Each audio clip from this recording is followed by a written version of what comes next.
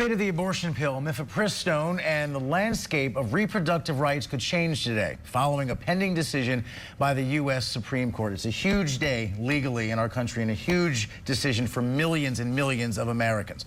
The justices are expected to issue an order on a ruling 12 days ago by a federal judge in Texas who rolled back the FDA's approval of that pill despite more than 2 decades of safe use by the public. This latest legal fight involving abortion comes less than a year after the conservative majority on the Supreme Court reversed the Roe v. Wade decision and turned the legalizing of abortion over to individual states. Lawrence Gostin is a law professor at Georgetown University, also the director of the World Health Organization's Collaborating Center and a member of the Global Health Initiative. Thanks for giving us some time this morning, sir. We appreciate it. Thank you for having me. Absolutely. Just in broad strokes, before we get into the legal weeds of all of this, talk about the significance of what the Supreme Court is expected to decide today. Well, it really comes in 2 large bundles. Both of them are really equally important.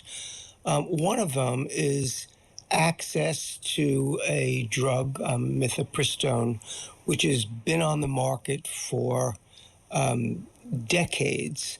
It's proven to be very, very safe, very effective, and is used in more than half of all abortions. And restricting access to this is going to really impact individuals around the country, particularly those in red states, poor people, people who are in rural areas.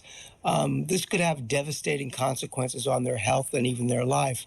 And then the second issue, of course, is, micromanaging and second-guessing the Food and Drug Administration and really putting at risk all FDA-approved products. And as I, believe that, this could be open hunting season on the FDA for all manner of drugs and vaccines that's been authorized or approved by the agency. And do we have any indication of what the Supreme Court might be thinking about this? We do know that Justice Alito placed a hold on the initial decision. Does that indicate any sort of direction they may be looking? We know, of course, that all of this started because of the decision they made last year regarding Roe v. Wade. So what are legal experts thinking could happen? Yeah, this did all start when in the Dobbs decision, the Supreme Court overturned a 50-year, nearly a half a century of precedent, beginning with Roe versus Wade. And so on one hand, you might think this is a super conservative majority. It's already ignored precedent and overturned Roe versus Wade. But I think that this case is so extreme that it'd be a bridge too far even for the Supreme Court. But nothing is certain. All we know is that Justice Alito put a stay, which is a halt, on the lower court's ruling until today. And we'll hear more from the Supreme Court. I think and I hope that the court will continue that stay because otherwise we have legal and public health chaos in the United States. We have to remember also that there was another decision in the state of Washington, which was the polar opposite, and told the FDA that it must not put restrictions on access to mifepristone. And then you have another case in Texas that wants to pull it off the market or set additional restrictions. The FDA can't do both things at the same time. And so it's totally an untenable position, legally, morally, and from a scientific point of view. And thank you for that kind of recap, because it's hard to follow as an average person all the legal maneuverings here. The Texas judge said one thing, Washington State said another, appeals court got in the middle and said, okay, it can continue, but with these restrictions. The White House didn't like the restrictions, so they go to the Supreme Court, and that's where we are today. That's the Cliff Notes version. Bottom line is, it's in the hands of the Supreme Court now. We'll see what they do. But you touch upon a very important potential ripple effect of this, and that is the idea of the Supreme Court getting involved in what's a deep deeply medical process, and that's the FDA approval of drugs, whether it's the abortion pill or any other drug. By the way, this particular pill is what is responsible for more than half of this country's abortions. That's why this is such a huge decision. Most Americans, if they're going to get an abortion, use this pill. But do you think that is a line that the Supreme Court won't allow to be crossed? Judges dictating, who are not doctors, they're jurists by nature, not medical professionals. They'll let them get into the weeds of how drug officials approve medication in this country? Yeah.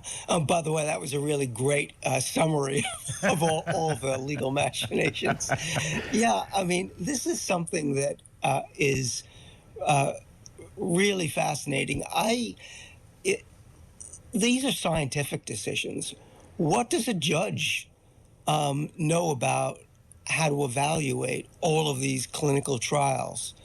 The FDA's actually been looking at mifepristone in an actually more rigorous way than it does any other medication. It has a risk evaluation. It's been studying this drug now for decades, and it hasn't had any safety signals. So the profile is actually better than the profile of many drugs that are in your medicine cabinet.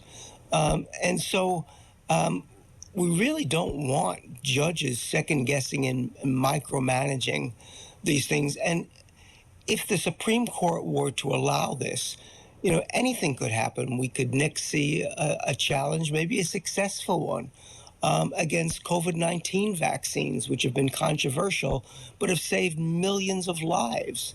And so I think, if you asked me, that the Supreme Court won't go that far. It'll side with the FDA and science. But, you know, these days, the Supreme Court is really hard to judge, since it's really broken so many boundaries of established understandings in law and science. Yeah, it does feel like we've been talking about the Supreme Court a lot more in the past 2 years than in a typical year. But again, yeah, so we are expecting to learn more about that decision. Today, Lawrence Gostin, law professor at Georgetown and director of the World Health Organization's Collaborating Center, thank you so much for being here. Really appreciate your time and expertise on this.